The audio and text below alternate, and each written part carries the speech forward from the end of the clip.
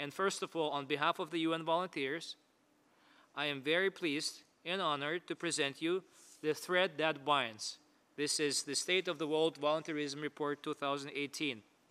The report tells us much more on how local volunteerism contributes to the resilience, and even paraphrasing slightly what Farah had said, how local volunteerism can help communities to shape up their own future. The report tells us that there are globally, wait for this, 1 billion volunteers who participate in volunteering in one form or another. Most of them volunteer perhaps a few hours a day or a few hours a week or a few days a year. But even if we were to translate that in the full-time equivalents, globally, 109 million people are the volunteers as we speak. And these are 109 million unsung heroes of sustainable development, unsung heroes of risk-informed and resilient smart development, bringing it closer to the theme of the high-level political forum. The important question arises from the report: how can we best support the volunteers? What are the measures, the policy signals, or the policy choices, or in fact, tapping into the presentation of Ambassador from Egypt, what are the institutionalization priorities that will empower volunteers to do even more for sustainable development, to make sure that when it comes to stresses or shocks or the natural disasters, they are not only the last line in defense, but the first line in prevention as well. The report draws on the research from with diverse communities from north to south, as you will find, from megacities to the tiny, tiny villages, and it shows that almost regardless of that context, the volunteerism is the thread that binds individuals and enables them together to join with external stresses and to identify and manage risks.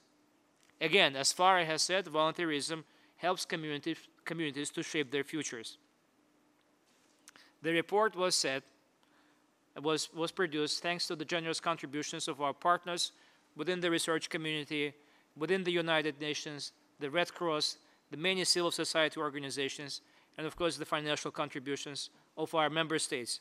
And I'd like to mention in particular the member states that are contributing to the Special Volunteer Fund, which had been the source of investment for the research and the report, and those are Bahrain, Bangladesh, China, Czechia, Germany, India, Ireland, Israel, Kazakhstan, Laos, Sweden, Switzerland, Thailand, and Turkey.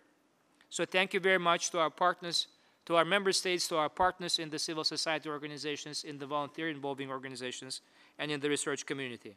I will now hand over to my colleague Maggie. But the 2018 State of the World's Volunteerism Report presents the most comprehensive global statistics produced to date from national statistical agencies' own data.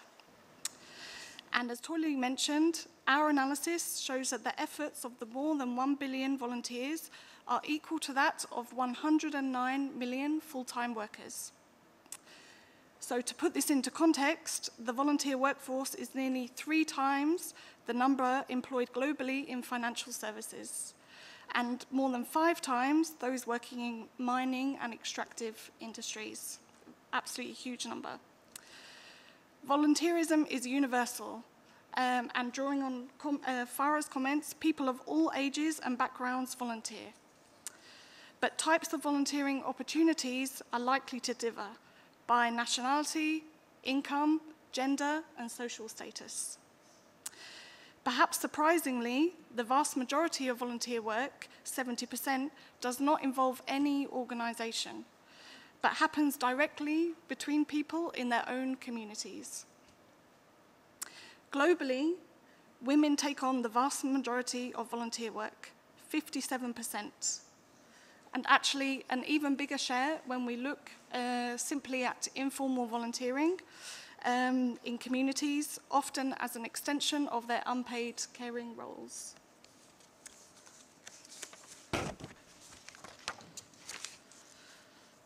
So on the second point, what, if anything, do communities value about volunteerism in the context of resilience? To find out more, UNV and our research partners carried out research with over 1,200 participants in 15 communities who were struggling with a range of shocks and stresses, from floods in the Bolivian Amazon to crime and safety in European cities. And beyond the immense scale and scope of volunteer work, what communities told us is that volunteerism has two distinctive features that enables them to cope with crises. Firstly, volunteerism gives people the ability to self-organize around their own priorities. By coming together to volunteer, individuals can create collective strategies for dealing with all types of risks. And this is particularly important for speed of response, flexibility, ownership, and agency, particularly in those most isolated communities where other types of support are less available, and also for marginalized groups in other types of context. The second thing that communities value about volunteerism is that by its nature, volunteerism is formed around human connections, as already said by this panel. The solidarity, empathy, and connections generated through social action are a protective factor when times are hard. Human connections and networks enable communities to share information on risks, to reach out to their most vulnerable members, and to act based on empathy and shared values. And what these two characteristics have in common, and what the research really told us, was that volunteerism was about us, not about them. Communities were really talking about themselves, the spirit of volunteerism. And the vast majority of examples were volunteers working day in, day out in their own communities. And this is the side that we actually often hear much less about. But because volunteerism is part and parcel of communities under strain, it means that it also should not be romanticized. In fact, UNV's research showed that distinctive characteristics of volunteerism up on the screen can actually be positive or negative depending on the conditions for action.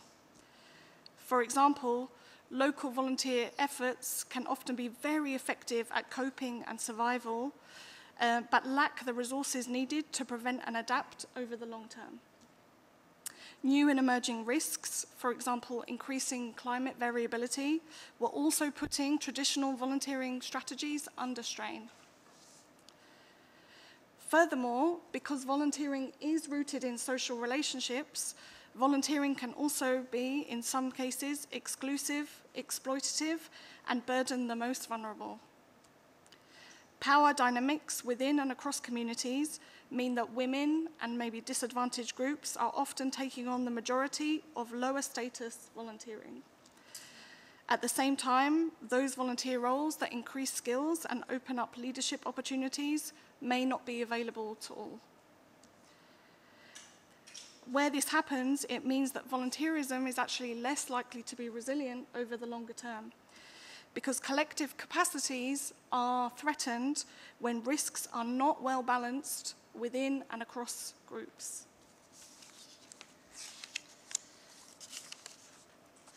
So, what does this mean for how all actors can nurture volunteerism for resilience? Actually, many actors, governments, civil society organizations, draw on local volunteerism directly and indirectly. When actors engage with local volunteerism purely as a cheap and available resource, local volunteering and community resilience may be undermined. On the other hand, effective collaborations, as we've seen examples of today and through the HLPF, by governments and others with volunteers, can help exchange knowledge and skills, increase access to resources, and bring more equitable standards to volunteer work. Ultimately, policies and practice need to focus on ensuring both mutually reinforcing volunteerism for resilience and resilient volunteering. This enables those external supports and relationships to maximize the benefits of volunteerism while reducing the harms to the most vulnerable. Concretely, governments and other actors can focus on building national infrastructure for volunteerism that enables all contributions, all citizens to contribute. Ensuring a fairer distribution of resources, so allocating resources downward to community levels, especially where volunteers are bearing the brunt of risks. Integrating volunteerism into national resilience strategies and plans, including giving volunteers a voice in decision-making based on the contributions that they bring to the table. And finally, by ensuring that volunteering happens in a fairer way, including creating leadership opportunities through volunteering for marginalised groups. As this high-level political forum on resilient societies draws to a close, and we look to engage those furthest behind first, the findings from this report somewhat challenge the view that localisation efforts will automatically empower all types of citizens. But this report and the perspectives that communities provided give an alternative vision for government and development partners, one where the contribution of volunteers and volunteerism as a property of resilient communities is maximised. In doing so, voluntary action can continue to be a renewable resource and a foundation of resilient societies. Thank you very much.